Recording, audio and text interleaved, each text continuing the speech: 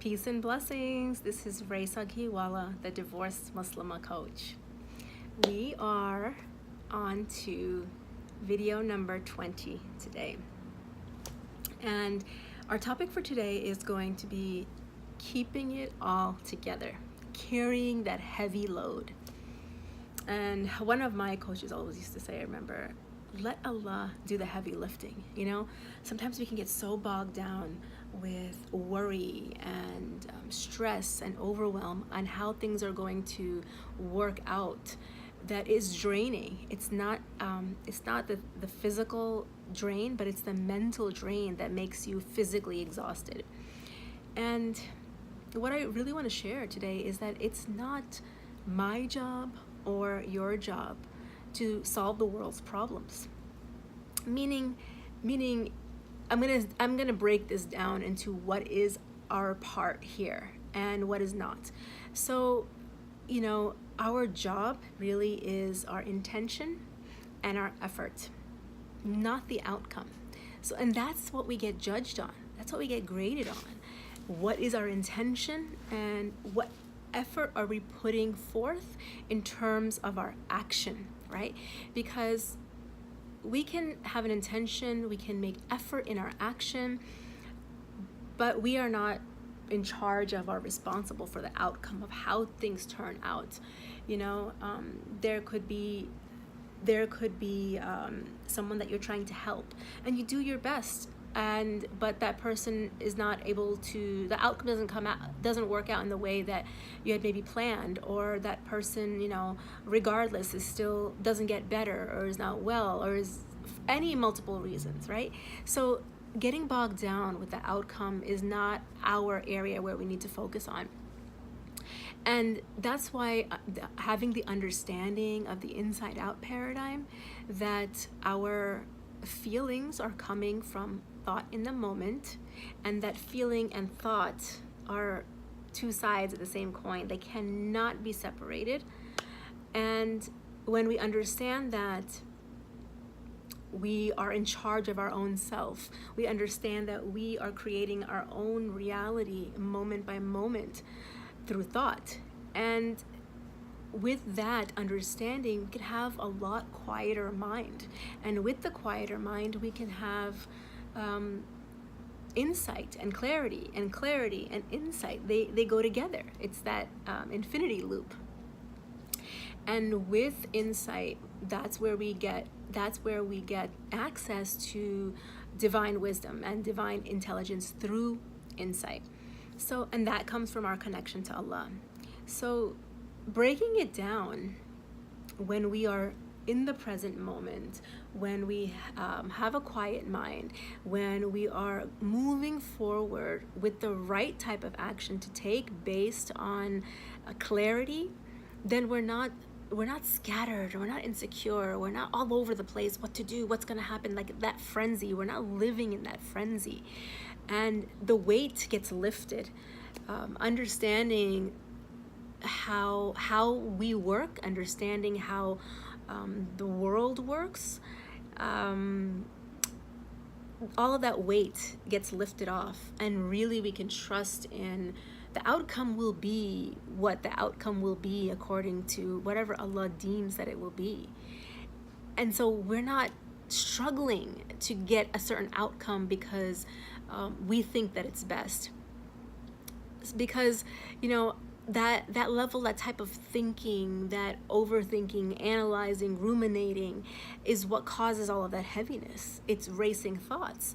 And through clarity and insight is where you're going to get to know what type of action you should take next. How are you going to proceed with what type of action? It's not just doing any random action that this person's telling you to do, that person's telling you to do, maybe you should do this, this, and this, who's telling you what. That can get really confusing too. And it's okay not to have all the steps laid out for you, because that's not how life works. You know, we can have all the steps laid out, but then, you know, we have steps 1 through 5, and by the time we go to 6, things can change and evolve. We're not in charge of making the world go around, so we're not in charge of the outcome. So you don't have to have all the steps laid out for you in order to be okay. Just trust and go forward, taking the decision and the action intuitively, being guided by insight, which comes directly from Allah guiding us step by step. It's like going through the dark, right? That's what the future is. It's unknown. Going through that path of the unknown, holding on to Allah as your light. And then that light comes within you to be able to navigate forward in your life.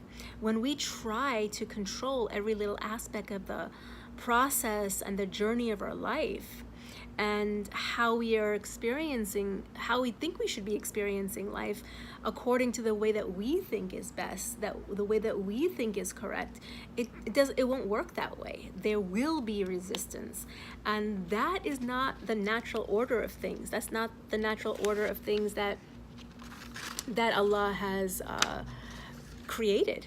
You know, Allah has made everything in the universe follow His law: the sun, the moon, the galaxies, the stars, the atoms, the weather, the sea, the air.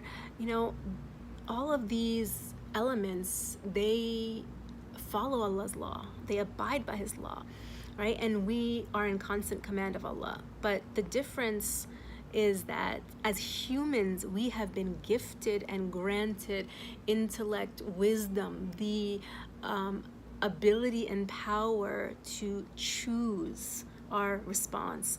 We have free choice or free will, you know, that no other creation has. So we've been gifted that. So Allah is in control of everything and everyone. With that said, Allah is always guiding us. So when we're tapping into our intuition and we are forging ahead intuitively with a quiet mind and understanding that no one or nothing has the power outside of you to dictate how you feel or the action that you're going to take, because we can't stand on Judgment Day and say, well, he made me feel this way and this is why I responded like this, or, you know, she made me feel like this, so this is why I did that. You can't stand in there and say that someone else made you do something or feel something, because it doesn't work like that. It's like flat earth thinking. The earth is not flat. So we don't think that way, and we don't understand life or go about life in that way. We go about life knowing that the earth is round. So we're not doing things that we were doing in history when we thought that the earth was flat. That's how it worked. It's not how it works. And so Allah is always constantly guiding us if we're willing to hear, if we're willing to trust, if we're willing to trust ourselves and that divine wisdom guiding us to that state of what's coming next. Where's our life going to evolve? And the free choice and free will comes from our thought in the moment to choose a certain response or reaction or a speech or not to. Because you think about, you know, how many times has it happened that there's a difference between a reaction and a response. A response, you're very conscious of how you are responding, of what is happening within you, because your response is your responsibility.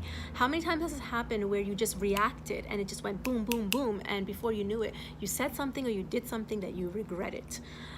When you came back down and your emotions were not heightened and you're like, oh, I shouldn't have done that, or maybe I shouldn't have said that, oh, I wish I didn't, right? That's because we don't have that heightened level of self-awareness, and we're just reacting subconsciously, and we're still responsible. You know, we can apologize and but we can't go back and change or undo what we did. We can always do better, but you can't go back and change that, and nobody wants to live in regret.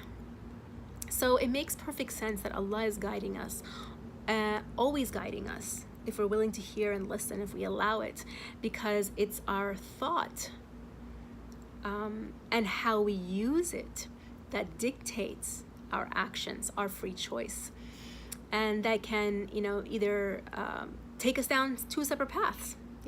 We get to choose which path we're going to go down, the one that we're intuitively guided by Allah, or the one that we are reacting and allowing our ego and our nafs to dictate how we respond and which path we go down. So I hope that was beneficial, and I want you to let that sink in. And my invitation to you today is to ask yourself, are you able to surrender to the natural order of Allah's universe? Or do you think you're trying to make things go your way? Are you facing resistance, turbulence? Is it hard to let go of that heavy load? Do you feel that pressure and that load that you're carrying that just causes the mental anguish and the drain? Do you feel like you have to carry it, that burden, that worry, that stress? Or can you let go and let Allah do all the heavy lifting? Can't wait to hear your responses. I'm looking forward to talking to you next time. Take care, peace and blessings.